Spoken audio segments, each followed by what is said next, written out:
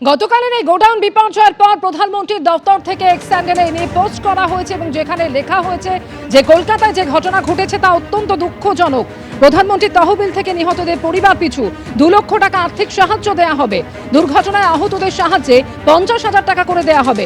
রাজ্য সরকারের তরফে দিনরাত কাজ করে সমস্ত সাহায্য পৌঁছে দেওয়ার চেষ্টা চলছে। পোস্ট পিএমওর তরফে।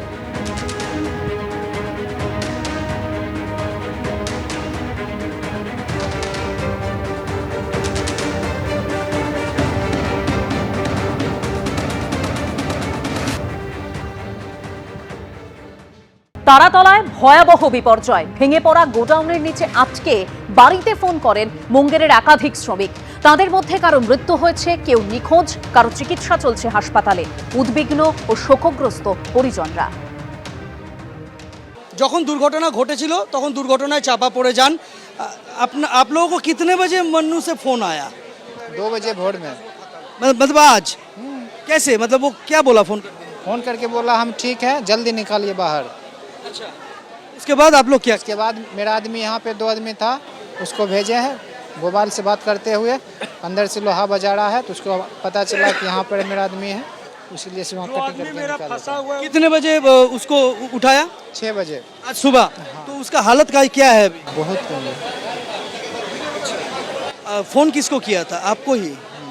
हम सब लोग गाड़ी में बैठ के आ रहे थे, फोन किया कि भाई हम ठीक हैं। 1 बजे बोला, मैंने बोला सिपाही जाने नहीं दे रहा है, डायरेक्ट बोलो कि मेरा आदमी का लोकेशन मिल रहा है, लोकेशन पे हमको जाने दो। लोकेशन पे गया तो मिला, और वही हुआ कि 6 बजे सुबह में निकला वो।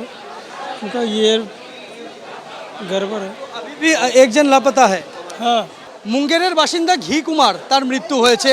ঘি কুমারের সঙ্গে সঙ্গে এখনো নিখোঁজ রয়েছেন তারই আরেক সম্পর্কে ভাই হয় शिरचंद कुमार।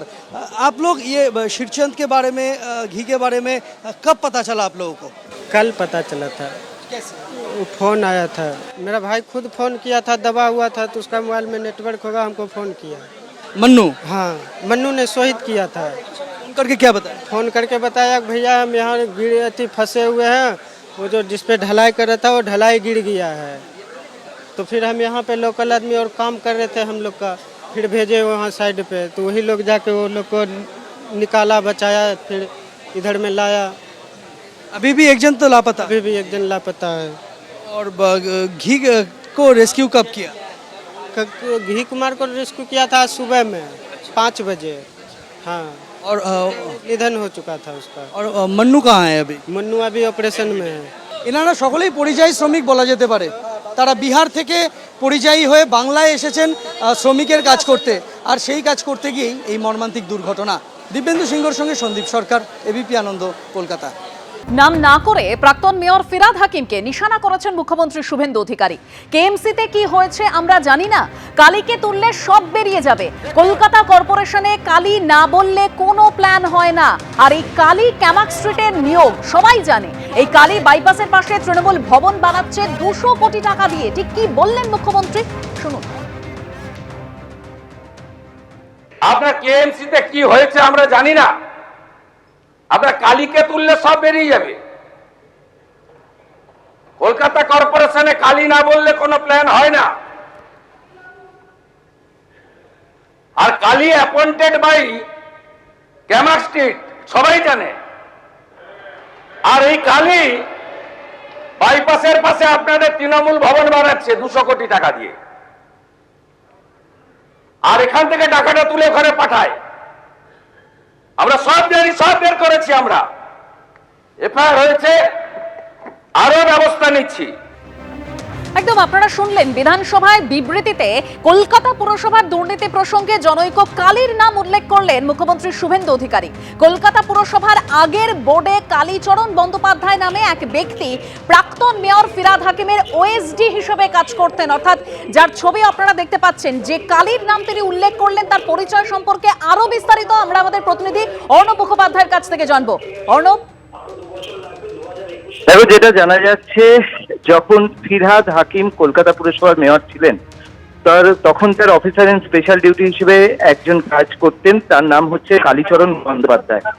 সেই কালীচরণ বন্দ্যোপাধ্যায় তিনি কাজ করতেন এবং শুভেন্দু অধিকারী যখন বিরোধী তোমার ছিলেন, তখনও কিন্তু তিনি এই কালীচরণ বন্দ্যোপাধ্যায়ের নামে অভিযোগ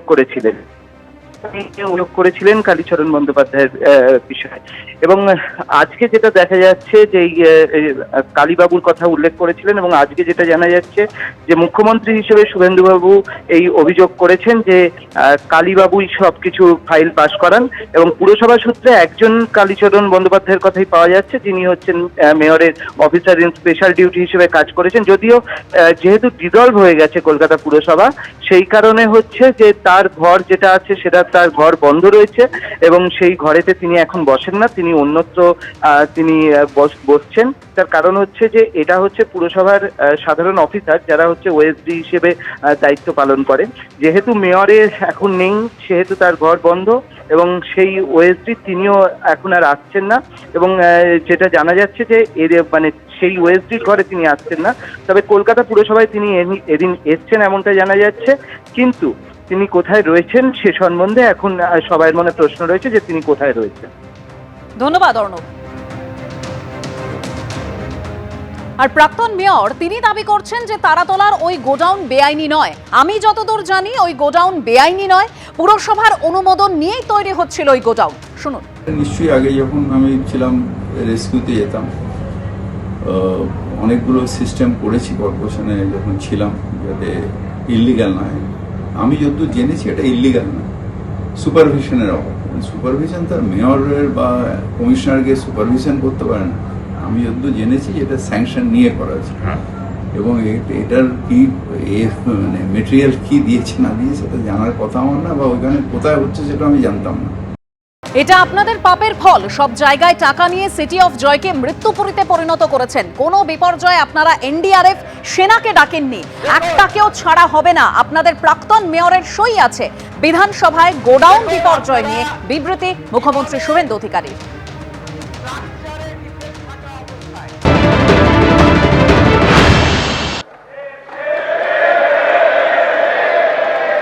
একাধিক ইনসিডেন্ট গার্ডেন রিচ থেকে শুরু করে শিক্ষা নেননি, সংশোধন করেননি,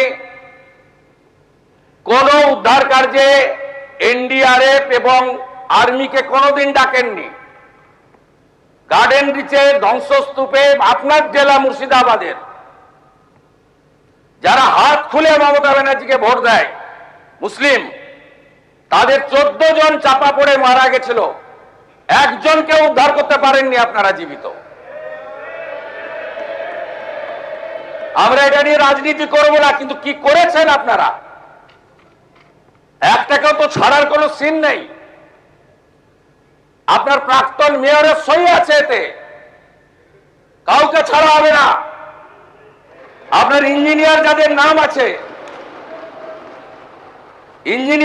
নাম আছে, it is found that Sri Aminur Sheikh, Sub Assistant Engineer, Sri Nirmalendu Sardar, Assistant Engineer, Sri Ranjan Das, Executive Engineer, has not discharged their duties and responsibilities in respect of the in-state premises. আমরা পুরো fact finding বের করেছি, কোনো ছাড়াছাড়ির scene নেই।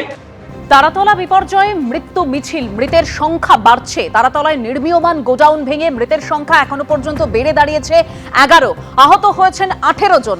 সকালে ধ্বংসস্তূপ থেকে 5 জনকে উদ্ধার করা হয়েছে। এখন সেখানে উদ্ধার কাজ শুরু হয়েছে কিনা আমরা একবার জানবার চেষ্টা করব, কারণ তুমুল বৃষ্টি হচ্ছিল, সেখানে উদ্ধার কাজ কিছুটা ব্যাহত হয়েছিল। সেই ঘটনাস্থল থেকে সরাসরি 2 প্রতিনিধি আমার সঙ্গে রয়েছেন, একদিকে আবির দত্ত, অন্যদিকে ঐশী মুখোপাধ্যায় রয়েছেন। আবির, কি পরিস্থিতি ওখানে এখন? দেখো, টানা এই যে বৃষ্টি কিছুটা থেমেছে, বা বলা যায় ঝিরঝির করে বৃষ্টি পড়ছে। এবং এখানে কিছুক্ষণ আগে আমরা যেটা দেখলাম যে এনডিআরএফ এর 2 জন অফিসার তারা ইন্সপেকশন করছেন, এবং যে জায়গাতে এই তল্লাশি বা এই উদ্ধার কাজ চালানো হচ্ছিল সেই জায়গাতে তারা ইন্সপেকশন করছেন। মূলত যে জায়গাগুলো হোল করা হয়েছিল, যেখান থেকে বিভিন্ন এই ল্যাডারের বা বিভিন্ন যে যন্ত্রের অংশগুলো ভেতরে প্রবেশ করানোর চেষ্টা চলছিল, সেই জায়গাগুলোকে ঢেকে রাখা হয়েছিল টানা বৃষ্টিতে। এখন তোমাকে সরাসরি সেই ছবি দেখাচ্ছে প্রবীর দে, আমার ক্যামেরাম্যান। যে এখানে যারা এনডিআরএফ থেকে আরম্ভ করে পুলিশ এবং আর্মির অফিসাররা রয়েছেন তারা প্রত্যেকেই ছাতা হাতে এবং যে জায়গাতে তারা অবস্থান করছেন সেখানেও জল জমে গিয়েছে এবং তার সাথে সাথে সম্পূর্ণভাবে কাজ এখন বন্ধই রয়েছে। তার কারণ এই টানা বৃষ্টি, ঝোড়ো হাওয়া এবং তার সাথে মুহুর্মুহু এই বজ্রপাত, তো তাতে চারিদিকে জলমগ্ন পরিস্থিতিও হয়ে রয়েছে। সেই ছবিটা দেখলে তুমি বুঝবে, যেখানে অ্যাম্বুলেন্স দাঁড়িয়ে রয়েছে সেখানে জল, যেখানে অপেক্ষা করছেন দমকল বাহিনী, এনডিআরএফ এর বাহিনী এবং ডিজাস্টার ম্যানেজমেন্ট গ্রুপ তাদের টিম, সেই জায়গাটাও কিন্তু তারা ওখানে এক জায়গায় অপেক্ষা করছেন। কিছুক্ষণ আগে যেমনটা তোমায় বললাম, আমরা দেখলাম যে জায়গাতেই উদ্ধার কাজ চালানো হচ্ছিল সেই জায়গাতে দুজন এনডিআরএফ এর অফিসার জওয়ান তারা সেখানে গিয়েছিলেন এবং তারা গিয়ে ইন্সপেকশন করেছেন। এখন দেখার বিষয়, এখনো পর্যন্ত বৃষ্টি কিন্তু থামেনি, বৃষ্টি অনবরত হয়েই চলেছে, কিন্তু যে গতিতে এবং যে তীব্রতাতে বৃষ্টি পড়ছিল সেই তীব্রতা বা সেই গতি বৃষ্টির কিছুটা কমেছে এবং সেই ক্ষেত্রে আরও কিছুক্ষণ পরে সম্পূর্ণ যদি বৃষ্টি বন্ধ হয়ে যায়, এখন প্রশ্ন এটাই থাকবে যে আজকে এই পরিস্থিতিতে আলো যথেষ্ট, এই দৃশ্যমানতাও কিছুটা কমই রয়েছে, সেই ক্ষেত্রে যে গতিতে এই উদ্ধার কাজ চলছিল সেই গতিতে উদ্ধার কাজ চালানো যাবে কিনা, তার কারণ ঝুঁকি একটা থেকেই যাচ্ছে। তার কারণ যে জায়গাতে তারা উদ্ধার চালাচ্ছিলেন সেই জায়গাটা সম্পূর্ণ ভিজে রয়েছে এবং তার সাথে সাথে কিছু জায়গাতে ড্রিলিং প্রক্রিয়াতেও কাজ চালানো হতে পারত, কিন্তু সেই ক্ষেত্রে এই ক্ষেত্রে যেহেতু চারিদিকে জলমগ্ন, সেই ইলেকট্রিসিটির একটা সমস্যা থাকতে পারে। যদিও এই টিমের তরফ থেকে এখানে একটা তাদের মধ্যেই একটা বৈঠক করে নেওয়া হচ্ছে বা তারা একটা মিটিং করছেন, সরাসরি দেখাচ্ছে প্রবীর দে, এবং এই ক্ষেত্রে বৃষ্টি সম্পূর্ণ বন্ধ হলে তারপরে কিছুটা সময়ের পর তারা কিভাবে এই উদ্ধার কাজ করবেন সেটা তারা হয়তো ঠিক করবেন। কিন্তু কিছুক্ষণ আগে আমরা দেখলাম দুজন জওয়ান তারা ওই ঘটনাস্থলে গিয়ে, অর্থাৎ যেখানে মূলত যেখান থেকে উদ্ধার কাজ চালানো হচ্ছিল সেই জায়গাতে তারা কিন্তু ইন্সপেকশন করলেন। একদমই আবির, সেই ছবি আমরা দেখতে পাচ্ছি। গতকাল যে তাসের ঘরের মতোই নির্মীয়মান গোডাউন ভেঙে পড়ে, যার জেরে 11 জনের মৃত্যু হয়েছে। সকাল থেকে যে গতিতে উদ্ধার কাজ চলছিল তা কিছুটা সমস্যার মধ্যে পড়তে হয়েছে, কারণ তুমুল বৃষ্টি, যদিও বৃষ্টি এখনো থামেনি, তবে টানা অপারেশন সেখানে চলছে। আমাদের অপর প্রতিনিধি সেখান থেকে রয়েছেন ঐশী মুখোপাধ্যায়। ঐশী, তুমি যে অংশে রয়েছো সেই অংশের কি পরিস্থিতি, কি ছবি? গত 1.5 ঘন্টা ধরে উদ্ধার কাজ সম্পূর্ণভাবে বন্ধ রয়েছে, বাধাপ্রাপ্ত হয়েছে এই দুর্যোগের কারণে। একদিকে যেমন জল জমে গেছে, তেমন কিন্তু এখনো পর্যন্ত বৃষ্টি সম্পূর্ণভাবে থেমে যায়নি, অন্যদিকে বজ্রপাতও কিন্তু চলছে। সে কারণেই কিন্তু বাড়তি সতর্কতা অবলম্বন করতে হচ্ছে এনডিআরএফের যারা আধিকারিক রয়েছেন তাদেরকে। তারা এখন নিজেদের মধ্যে আলোচনা করছেন ঠিক বৃষ্টিটা একেবারে থেমে গেলে কিভাবে তারা পরবর্তী পদক্ষেপগুলো নেবেন। আমরা দেখতে পাচ্ছি যে হাইড্রোলিক ক্রেনের মাধ্যমে এই সম্পূর্ণ ছাদটি, চাঙর যেটা ওই লোহার স্ট্রাকচারের উপর রাখা ছিল সেটাকে তুলে রাখা হয়েছিল, সেই ক্রেনগুলো পর্যন্ত সরিয়ে নিয়ে আসতে হয়েছে এবং ভিতরে গিয়ে এই মুহূর্তে এনডিআরএফ এর যারা আধিকারিক রয়েছেন তারা পর্যবেক্ষণ করছেন, উপস্থিত রয়েছেন সেনার পদস্থ সেনা কর্তারা রয়েছেন, উচ্চপদস্থ আধিকারিকরা রয়েছে পুলিশের, এবং প্রত্যেকেই আলোচনা করছেন যে এর পরবর্তী সময়ে বৃষ্টি থামলে ঠিক কিভাবে কাজ করা হবে। আকাশ এখনও মেঘলা, 1.5 ঘন্টা ধরে কাজ বন্ধ রয়েছে। যেভাবে কাজটা পিছলো, এই যে এতক্ষণ ধরে কাজ বন্ধ রাখা এবং আগামী 1 ঘন্টার মধ্যেও কাজ শুরু করা যাবে কিনা সেই নিয়েও কিন্তু সংশয় রয়েছে। ভেতরে যারা আটকে রয়েছেন তাদেরকে কিভাবে বার করা হবে, এখন তাদের কি পরিস্থিতি বা তাদের সঙ্গে আর কোনো রকম যোগাযোগ স্থাপন করা যাচ্ছে কিনা, সেই সমস্ত বিষয়টাই কিন্তু এখন প্রশ্নচিহ্নের মুখে।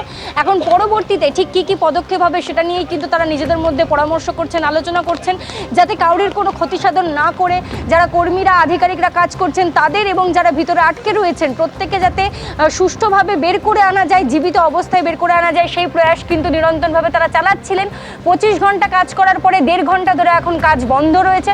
তুমি দেখতে পাচ্ছ এনডিআরএফ এর যারা কর্মীরা রয়েছেন তারা রেইনকোট পরেও ভিতরে প্রবেশ করছেন যাতে কাজ তারা শুরু করতে পারেন। তবে ভেতরে যেহেতু জল জমে গিয়েছে তাই সেটা একটা ঝুঁকির প্রশ্ন রেখে দিচ্ছে। অন্যদিকে অ্যাম্বুলেন্স বাইরে দাঁড় করানো রয়েছে, যদি কাউকে উদ্ধার করা যায় তাকে যাতে দ্রুততার সঙ্গে হাসপাতালে নিয়ে যাওয়া সম্ভব হয় সেই বিষয়টাও কিন্তু এনডিআরএফ এর আধিকারিক সহ পুলিশ এবং প্রত্যেকেই কিন্তু সেই বিষয়টাকে নজরে রেখেছেন এবং ভিতরে যাতে আরও তাড়াতাড়ি, অর্থাৎ বৃষ্টি থামলেই যাতে কাজ শুরু করা যায় সেই বিষয়টাকে কিন্তু তারা গুরুত্ব দিয়ে দেখছেন এবং ভিতরে কিন্তু তারা নিজেদের মধ্যে আলোচনাও করছেন ঠিক কিভাবে আর কিছুক্ষণের মধ্যে কাজ শুরু করা যাবে। তুমি দেখতে পাচ্ছ উচ্চপদস্থ একজন সেনাকর্তা তিনি বেরিয়ে আসছেন, ভিতরে আলোচনা চলছিল যে ঠিক বৃষ্টি থামলে কিভাবে কাজ হবে। এতক্ষণ প্রত্যেকেই আটকে ছিলেন, যে সমস্ত মেশিনগুলো রয়েছে, যন্ত্রপাতিগুলো রয়েছে সেগুলো চালানোর কোনো রকম ব্যবস্থা করা যাচ্ছিল না, সে কারণেই কিন্তু বৃষ্টির জন্য অপেক্ষা করতে হচ্ছিল। এই যে আকাশের দুর্যোগ, দুর্যোগ, সেই দুর্যোগ এখনও কাটেনি।